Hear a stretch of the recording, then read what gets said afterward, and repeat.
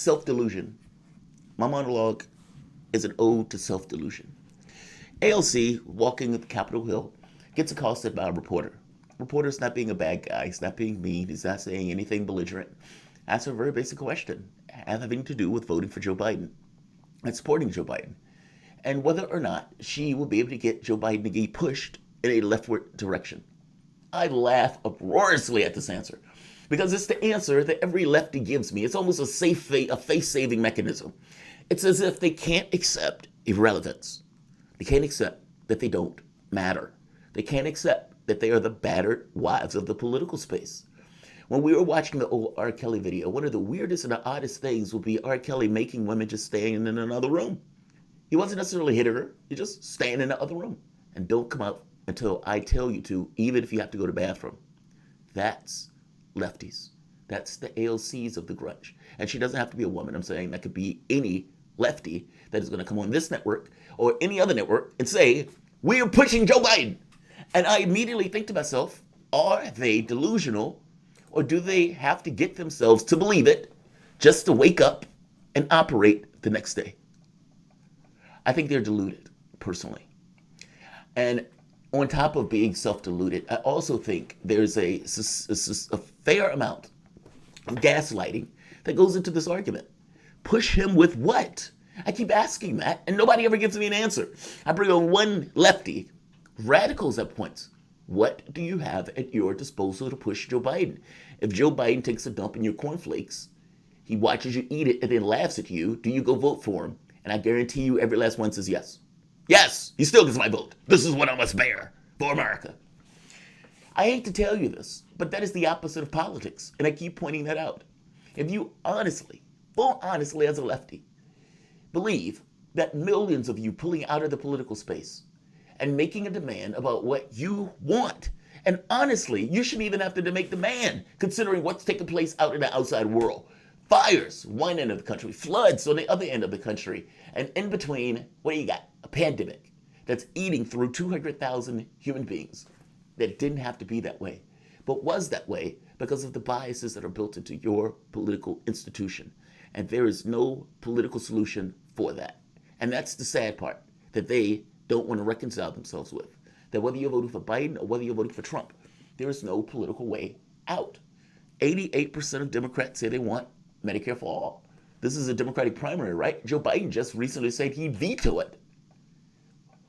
The policies that you thought that he was talking about in the primary, go read the Washington Post. They've basically said, yeah, we were just telling them that. We were just telling the Warrens of the party that. No, the reality of it is, you have two political systems, two political parties that have gotten to the point of realizing that they don't need to pay attention to your needs. One, because they're fully in the camp of the rich. And the other one, because despite being in the camp of the rich, they're trying to assuage that within you. They're trying to get you to back policy, to back an agenda that ultimately, in the primary, you made it clear that you weren't on board for. I've said this before, and I'll say it again. Your only power in the political space is to extricate yourself from that space. I mean, this is not magic. It's not because I love it. It's not because it's a rah-rah Trump. It's because you have no other options. You either accept this level of irrelevance. You accept that in a political system, you are basically giving a vote away for nothing, for free, entirely because you're terrified of the monster in the other party. Even that, you should still look at the political space and say you represent, or you get our vote when you represent our interests. That's not because that's a catchphrase. It's because otherwise you don't have a representative government. It's something else. When you have 70% of a population that said, yes, we want Medicare for all. Yes, we want the expansion of Social Security. Yes, we want elimination of student debt, et cetera, et cetera. We want these things. And the party that is philosophically oriented, supposedly, to give those things, tells you to kick rocks because they've flown and slid so far to the right that even in the midst of multiple catastrophes, levels of the Great Depression multiple times over, the political party that is supposed to represent the interests of the population continues not to do so. And the group, the lefties, that is supposed to be pushing that party, it's supposed to be holding that party accountable, don't. And so they beg. And they try to convince you that despite having no leverage, despite having no power, despite having nothing in a political space to which you can accrue to and call leverage, that you somehow are pushing Biden, that you somehow is going to push the party. You couldn't get them to back Medicare for all. And that's 88% support. But you're pushing. Oh, you're pushing. Forever pushing. Stop lying to yourselves. And stop lying to your supporters. And whether that's Sanders, whether that's AOC, I don't care what lefty that is. If you are getting out there and telling them anything other than you are utterly useless and irrelevant from the standpoint of the Democratic Party, then you are not doing them a service because you are being dishonest to them. That's the honest, bare bones reality. I don't know if AOC is delusional or if she's gaslighting or if it's a bit of both. And I got to be honest, it's probably a bit of both. She probably can't even reconcile herself that she's going out and voting for Joe Biden and she's telling people to vote for Joe Biden, despite the fact that Joe Biden is not going to do anything to deal with the real material concerns that she pushes for. What she should have did, what Sanders should have did, was to extricate themselves from the party. You get the vote when you represent their interests. Drop the mic, walk out.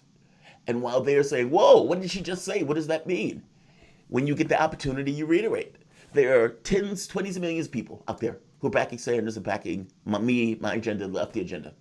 And if Democrats want their vote, then Democrats need to represent their interests in some way.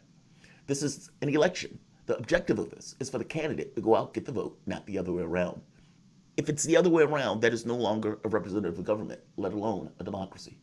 I'm making a point that the defense of democracy starts at the notion of saying, you represent our interests and you get our vote. This is not an inversion of that process. This is very straightforward. If Donald Trump or if Joe Biden and the Democratic Party wants to tell millions of people to kick rocks and risk, or for that matter, losing to a man that they've called the apocalypse, that is on them. I understand there are larger consequences for the country itself, but let's just be very clear. It is the party that decided to tank that. Those votes were gettable. They decided not to. And for whatever reason they decided not to, it is on them. And your country, Democrats, independents, and everyone else has to reconcile whether or not you have an independent, or let's call it a representative government, if indeed the party structure will look at what the public wants and overtly, after a demand, tell them to go kick rocks. She has it backwards. Either she's delusional or she's gaslighting. And I can't entirely tell which. You guys are listening to Fault Lines with Thomas and Stranahan.